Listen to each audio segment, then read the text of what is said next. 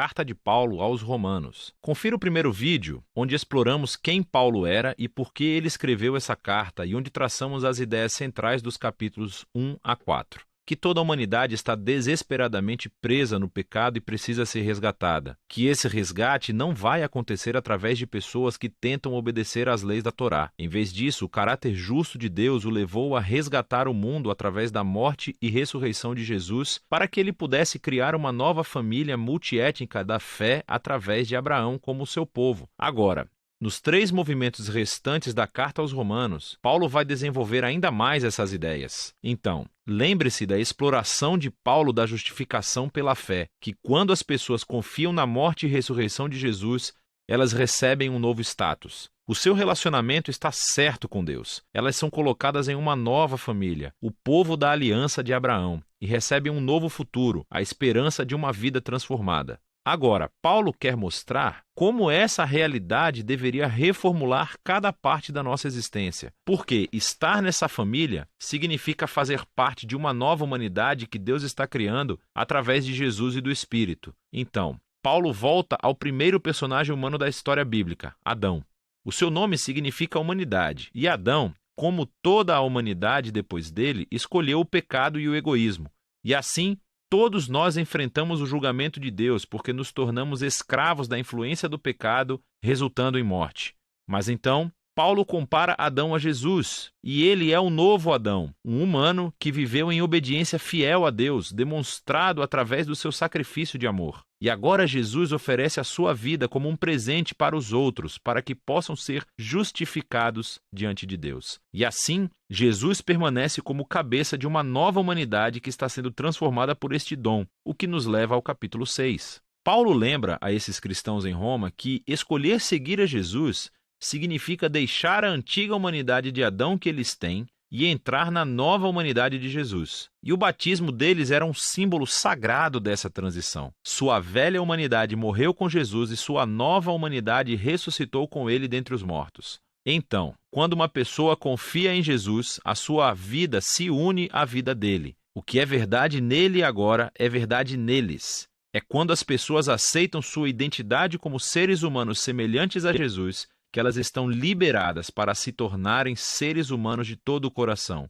que podem verdadeiramente amar a Deus e ao próximo. Agora, se criar esta nova humanidade sempre foi o propósito de Deus, Paulo pergunta no capítulo 7, qual foi o objetivo de Deus ao dar a lei ou a Torá a Israel? Quando Paulo usa essa palavra, a lei, ele às vezes quer dizer o enredo e a mensagem dos 5 primeiros livros da Bíblia, mas outras vezes ele está se referindo mais especificamente às centenas de mandamentos dados através de Moisés e que são encontrados na Torá. Aqui, o foco de Paulo é no segundo significado. Qual foi o propósito de todos esses mandamentos? Paulo diz que os mandamentos da Torá eram bons. Eles mostravam a vontade de Deus para como Israel deveria viver. Mas se você ler o enredo da Torá, Israel quebrou todos esses mandamentos. Quanto mais leis Israel recebia, mais eles repetiam o pecado de Adão e se rebelavam. Assim, mesmo quando Deus deu ao seu povo regras morais específicas para obedecer, isso não resolveu o problema do coração humano pecaminoso. E, paradoxalmente, essas regras tornaram Israel ainda mais culpado. Mas, segundo Paulo, o objetivo é esse paradoxo.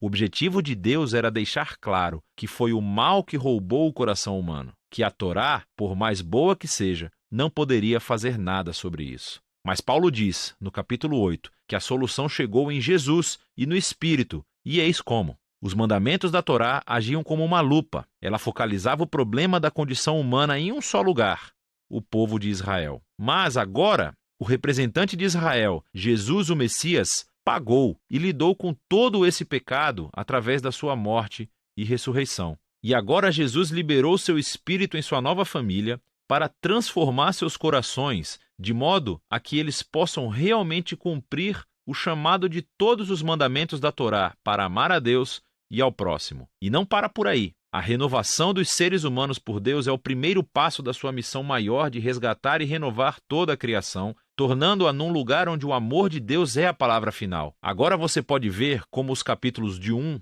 a 8 são um longo fluxo de pensamento, mas isso levanta outras questões. Se tudo isso foi o objetivo de Deus, qual é a situação atual dos companheiros israelitas de Paulo que não reconhecem Jesus como Messias? Como essa história cumpre as promessas de Deus para eles? Bom, Paulo começa no capítulo 9 com a sua própria angústia sobre os seus companheiros israelitas que não acham que Jesus é o Messias. E isso o leva a refletir sobre Israel no passado, na história do Antigo Testamento. E ele nos lembra que simplesmente ser da etnia israelita, ou seja, um descendente físico de Abraão, nunca tornou automaticamente as pessoas em membros fiéis da família da aliança.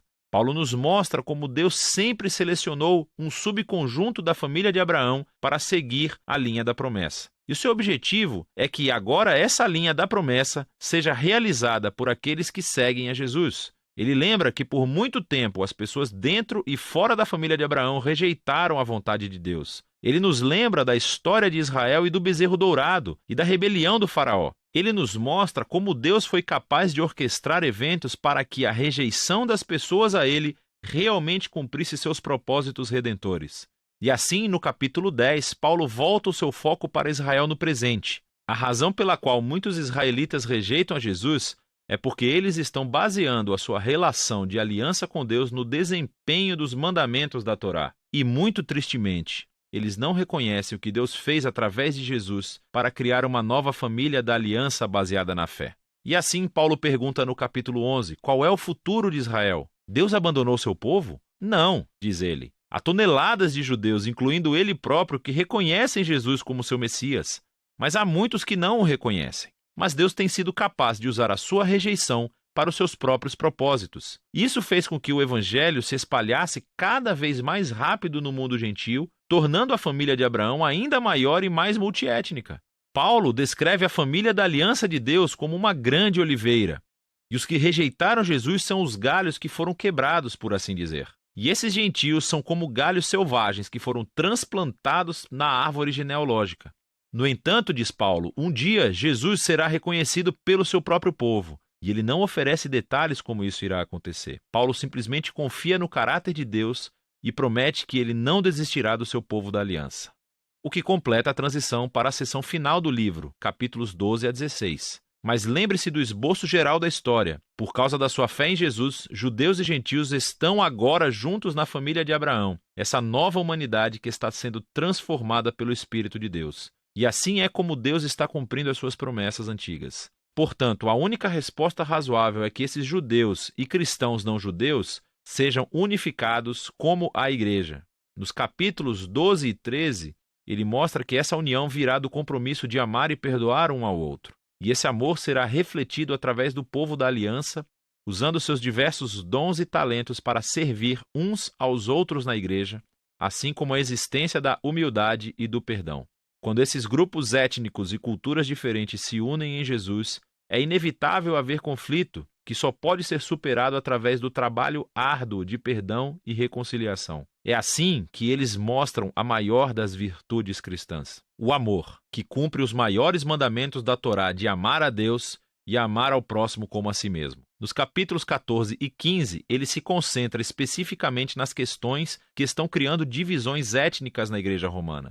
Estas são disputas sobre as leis alimentares judaicas e o sábado. E Paulo diz que essas práticas não definem quem está dentro ou fora da família de Jesus. E se as pessoas diferem sobre essas questões culturalmente importantes, mas não essenciais, elas precisam aprender a respeitar as diferenças umas das outras. E é assim que o amor vai curar e unificar a família de Jesus. Paulo encerra a carta elogiando primeiramente Febe, que é uma das principais líderes da igreja de Cencreia. Ela teve a honra de carregar e talvez até mesmo de ler essa carta em voz alta pela primeira vez às igrejas romanas. Paulo então conclui cumprimentando todas as pessoas que ele não vê há muito tempo. E esse é o fim. Uau! Agora você pode ver melhor como todas as peças dessa carta se encaixam e mostram a profunda obra-prima que ela realmente é. É disso que trata a carta aos Romanos.